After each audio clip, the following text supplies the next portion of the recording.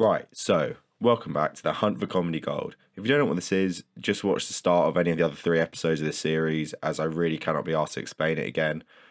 So yeah, which underrated British sitcom are you going to be rambling on about today, Rory? I hear you ask. Well, read the fucking title, lads, and you'll know it's...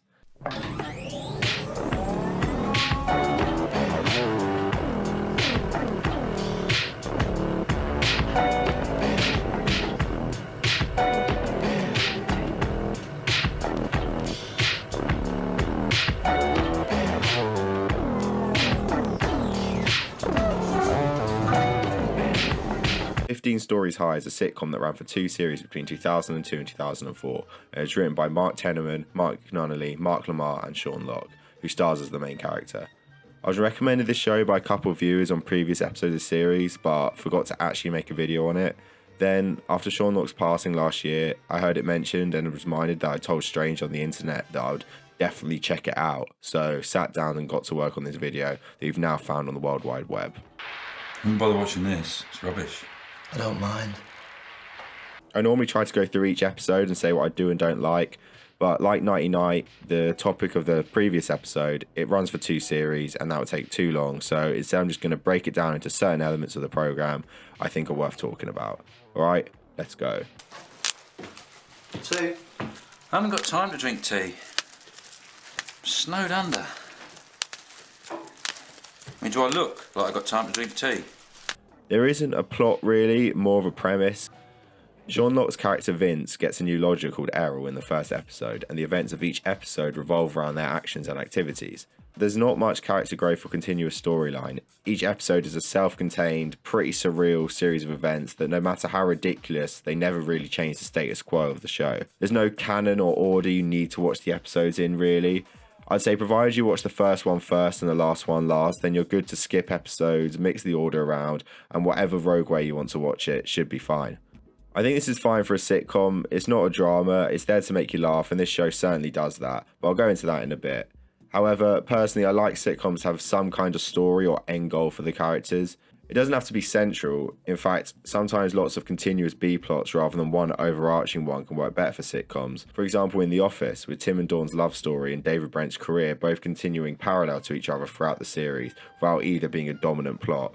But I do need something to keep me hooked for the next episode. It's not that it makes the show any less amusing. I laughed a lot in each episode. It's more the fact it disappoints me that when a really good character is introduced, who's really making me laugh or bringing out the best of the main characters, I feel disappointed knowing that I won't ever see them again once the half-hour runtime of that particular episode is over. I see, you're trying to make it move. Are you one of those people that doesn't like being trapped in lifts? Depends who I'm with. Oh, do you want to play that game? Okay. Who would you rather be trapped with? George Clooney or Tim Henman? Neither. Well, you have to choose. No, I don't. Yeah, otherwise you're trapped forever. I think there are subtle changes to the characters though, which shouldn't go unnoticed. Series 2 seems Vince and Errol's relationship seem much friendlier. While I don't think they ever consider themselves friends, they do lean on each other a bit more. Vince trying to get Errol to stop smoking, or Errol helping Vince to make his holiday story more interesting, are nice, well-written little segments that show that they have, at the very least, got used to each other's company over time. What have you done? I've glued your hands to the fish tank. But I got you a fish. Why? Keep company. No, why have you glued my hands? Well, firstly, so I can get some sleep at night, and secondly, stops you smoking. So, we're all winners. Errol confronting Vince about how weird and awkward he can be and saying that's why he hasn't brought his new girlfriend over was great as well, as it meant that all the events of the past 2 series had actually registered and weren't just forgotten as soon as the new episode started. Another change in Series 2 is that the world feels more expanded. There are a lot more scenes outside the flat and tower block, which I enjoyed, as you do feel a bit cramped in the first series, although maybe stylistically that's what was intended. There's 6 episodes per series. I'd say I enjoyed all of them. There certainly isn't a weak episode, but I think there's a few that stand out as being particularly good. Series 1 episode 3, Blue Rat, is one I really enjoyed. Vince gets addicted to a dodgy energy drink that makes him act even weirder than he already does. But for me, Errol joining the fishmongers was the highlight. Seeing the Tartan Pate style manual labour pranks in a different setting was amusing and something I hadn't really seen before. What's that, son? People keep wiping their hands on me. That's your job. You walk around the market, and anyone wants to wipe their hands on your coat.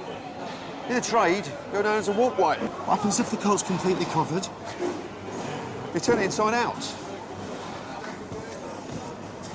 The other highlight in the series was when Vince falls in love with a moody neighbour, and the interaction between those two are really good. Seeing Vince want to impress someone rather than actively repel them gave the character more angle, and the fact it was such a cold, unfriendly person made it even funnier for me. Oh, right, I see you don't like all that neighbour stuff. No. Me neither. Chit-chat, all that. In Series 2, which I think is marginally stronger of the two, the holiday episode is probably my favourite of the entire show.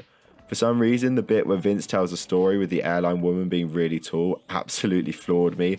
It just caught me off guard and really made me laugh. The baby episode was also fantastic. The trope of the hapless character has to look after something really important has been done many times before, and almost every sitcom has an episode of this nature. But this was one of the funniest ones for me, and probably the best I've seen it done. All the episodes are good though. There's consistent laughs throughout, and while the lack of consequences and structured plot stood out to me, it probably allowed more creative freedom with each episode, allowing them the ability to take the characters anywhere as long as they all ended up in one piece at the end. Phone's ringing. I'm busy. You get it. I can't. It's on the balcony.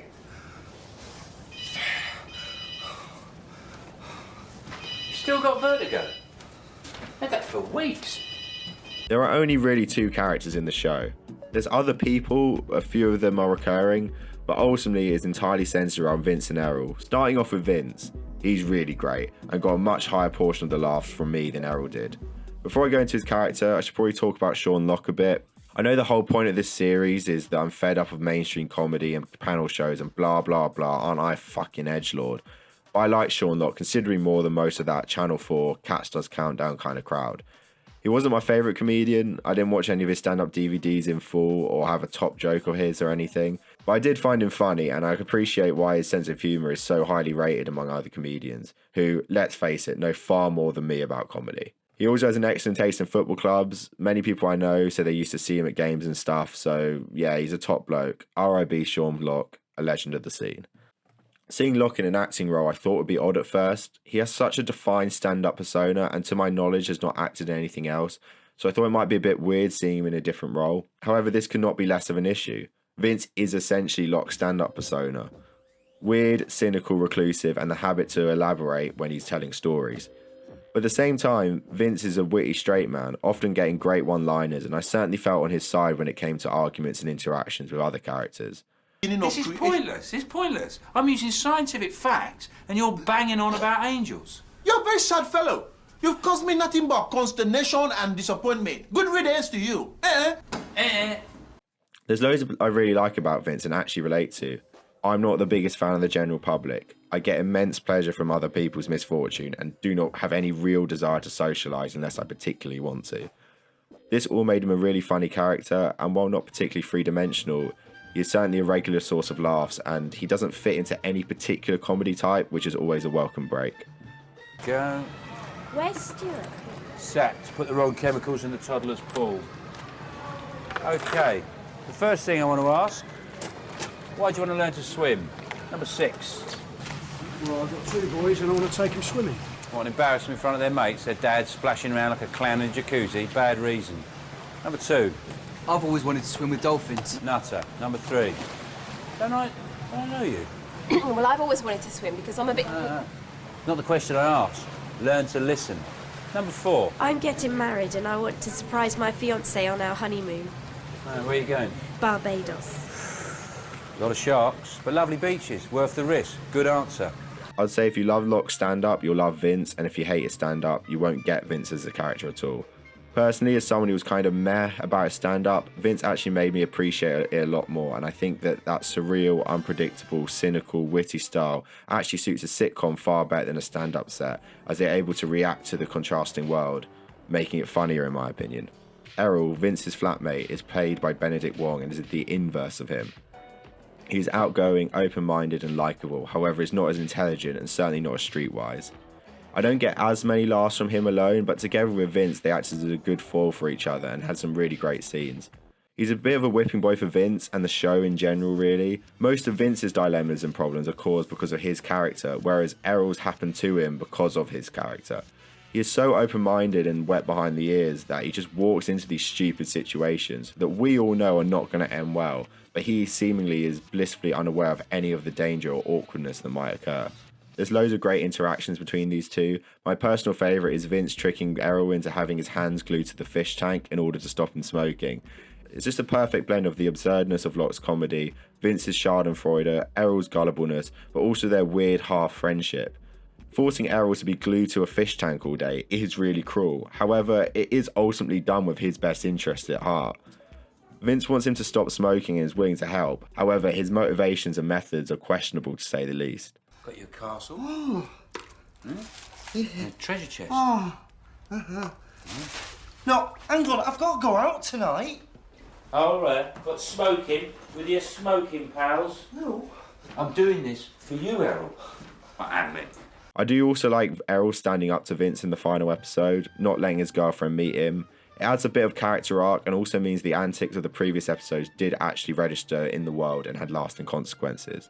And if you want to bring her round, I promise I'll be friendly and polite. I won't be sarcastic or rude.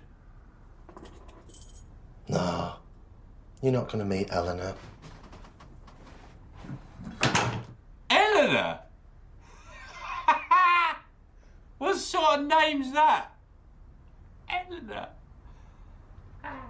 As I said earlier, there are no other characters really. There's short sketches of people who live in the other flats, but they just don't really work for me. I'm not a massive fan of sketch comedy, and I think these are way too short to develop anything that I might get a laugh out of. I enjoyed the dullness and the monotony of them, but if I was to watch the show again and someone offered me a copy of these bits edited out, I would take them up on that offer. The rest of the characters are one-offs that help propel the story of that particular episode along. If I had to pick a couple favourites, I'd go for the really unfriendly woman that Vince falls in love with, and the vicar who goes out on a mad one. I wouldn't say either are particularly special or unique comedic characters, but they bring the best out of Vince, a character who I do really like, and they are part of the better episodes, so I'd highlight them as being standouts. Think you'll get in trouble for that? Yeah, I'll be in big trouble with Buddha. Luckily, he doesn't exist.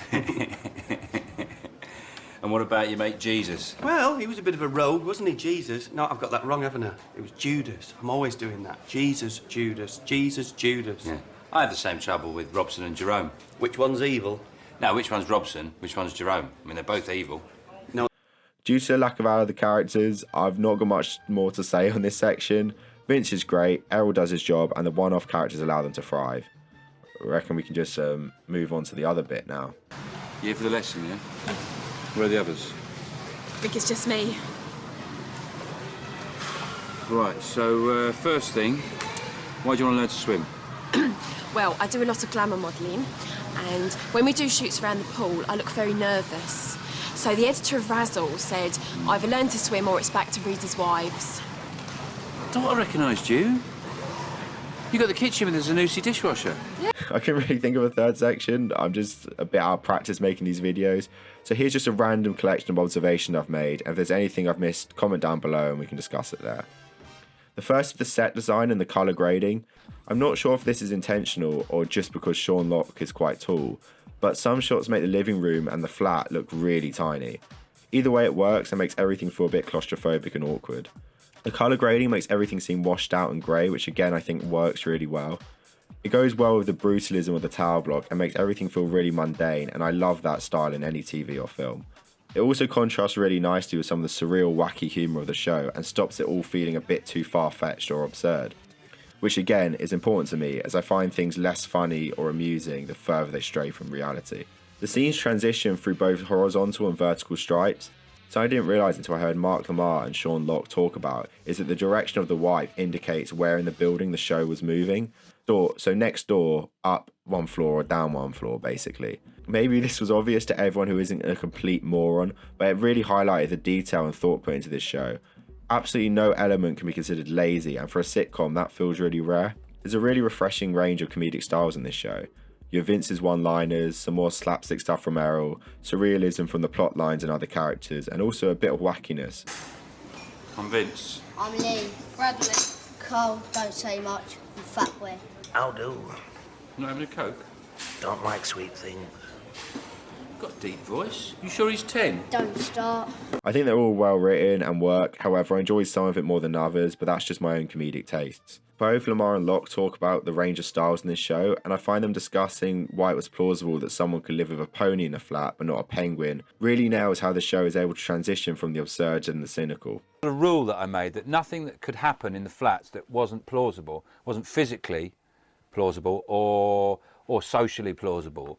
So everything had to be, there had to be a reason that it could happen there. You couldn't have someone living with a penguin. You couldn't have, just sort of thing that might happen in a sketch show. I don't know. You couldn't have anything. By the really way, there's a whole show of Bloke Living with a Pony. And I'd go, it's a comedy show. And this is exactly it. We all have these arbitrary lines that we draw when you go, you couldn't live with a penguin, but you could with a pony. Yes. And that, we all have those arbitrary lines of like what is reasonable and acceptable. You couldn't with a penguin. Exactly. There's one that you'll stick to the day you die. In Lamar and Locke, you have two people who perfectly understand their craft and have a natural taste for what works and what doesn't. Speaking of what doesn't work, let's finish this video on the negatives, as I feel like I've been far too positive on this video and this channel in general, really. 50. 50, yeah, okay. Okay, yeah, 50. I'll pick it up tomorrow. No, you've got to take it now. I'm on my own. I haven't got my van. It's not my problem. I don't want your sofa cluttering up my living room. I live here. This isn't some lock-up garage. You can't just dump furniture in the middle of my flat.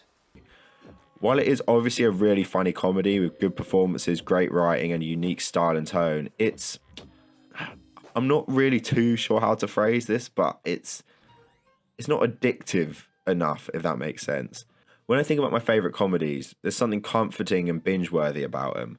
I can put them on hungover, lie on my sofa with some processed food, and fully indulge in the pathetic, disgusting excuse for a man that I am. 15 Stories High is just, I don't know, a bit cold for me. While I was watching it, I didn't feel like I could easily watch episode after episode, and I've got no issue there's never going to be any more of it. In fact, 2 series was more than enough. The gritty, quirky surrealness and the relatively two-dimensional characters meant it wasn't particularly easy viewing. When I rewatch my favourite comedy shows, it feels like I'm meeting up with old friends again, telling the same stories, laughing at the same people, and reminiscing about the old times.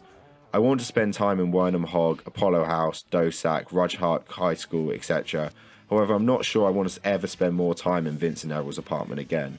I'm aware that this could be deliberate and actually a testament to how well they nailed the tone that they were going for, but I think it, for me at least, limits the show to something I'd recommend to fellow sitcom fans and praise if it comes up in conversation, rather than an all-time favourite of mine that I will constantly revisit and enjoy over and over again. Well, it gives me a better view. I was watching that. I'm not watching vet programmes when I'm eating. And since when have dog operations been entertainment? Well, the golf ball's stuck in its colon. I'm quite happy to see how it got in there. I just don't want to watch it coming out. So we've come to the end of the video. In terms of where it ranks, I'd say it's 3rd out of the 4 I've seen. Jam still remains top, then Man to Man with Dean Lerner. 15 Stories High comes in here just above 99 in 4th.